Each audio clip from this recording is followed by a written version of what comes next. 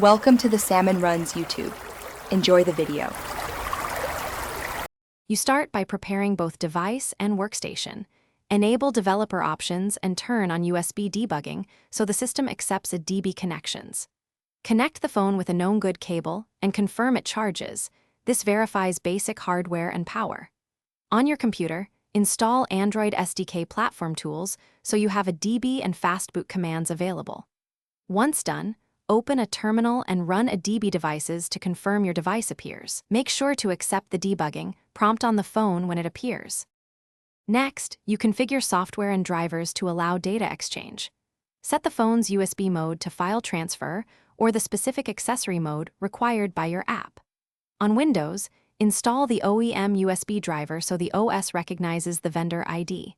On Linux or Mac OS, ensure libus permissions or UDEV rules are set so a DB can access the device. If connections are flaky, kill and restart the DB server, and check cable and port changes to isolate faults.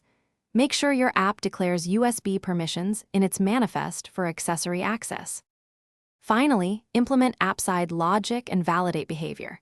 Declare USB host or accessory in the manifest, and create a pending intent to request user permission at runtime so the system grants access.